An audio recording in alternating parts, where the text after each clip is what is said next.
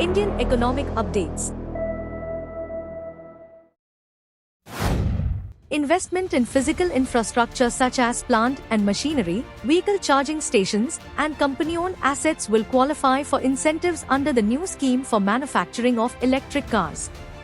Up to 10% of building costs can also count towards setting up EV manufacturing capacity.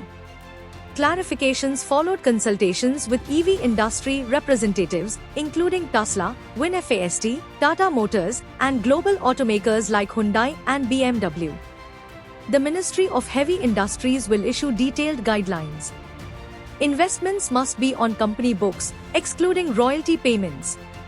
Announced in March 2024, the policy requires $500 million investment and 50% domestic value addition, with a 15% customs duty on up to 8,000 imported EVs annually for 5 years. As summer heat scorched western and northern India, peak power demand hit 229.6 gigawatts on 18th May, unusually high for a weekend. The season's previous high was 233 gigawatts on 6th May, with demand fluctuating between 207 gigawatts and 226 gigawatts since then. Despite the heat wave, government data showed no shortfall in meeting the demand, which remained within the projected 235 gigawatts. Last May's peak was 221 gigawatts, with the highest on record at 243 gigawatts in September due to low monsoon rainfall. The India Meteorological Department reported severe heatwave conditions, with temperatures reaching 43 to 46 degrees Celsius. The Power Ministry expects adequate supply to meet projected demands through the summer.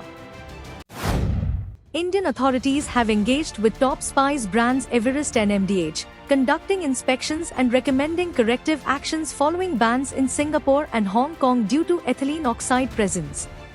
3 consultations emphasized industry compliance with maximum residue limits. Spices Board of India mandated ETO testing for exports to Hong Kong and Singapore, also issuing guidelines for sterilization alternatives and packaging. Violations led to product recalls. While Hong Kong prohibits ETO, Singapore allows up to 50 ppm. Retailers are limiting stocks of affected brands. The controversy has not significantly impacted overall spice sales.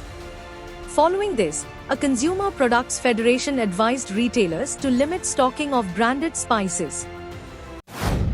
EPFO recorded an 11.4% increase in formal job creation last fiscal, reaching 15.4 million from 13.85 million in FY23. March saw a net addition of 1.44 million members. Notably, 56.83% of new members in the 18 to 25 age group indicate youth dominance in the organized workforce, reflecting first-time job seekers. Around 1.18 million members exited and rejoined, opting for job transfers and safeguarding long-term financial well-being. Gender-wise, 200,000 new female members were added, signaling a shift towards inclusivity. Industry-wise, sectors like manufacturing, marketing, and professional services saw increased membership. Around 43% of new additions are from expert services. The government has assured non-banking financial companies it will address concerns regarding the goods and services tax on their co-lending arrangements with banks. A clarification may follow after review. During a recent meeting with Finance Ministry officials, banks and NBFCs highlighted issues with GST authorities issuing notices, claiming GST on co-lending services would distort the market and increase lending costs.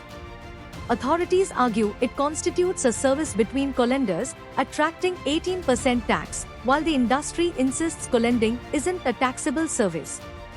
Co-lending, involving collaboration between lenders to extend loans, is growing, with NBFC's co-lending books projected to reach 1 lakh rupees crore by June 2024.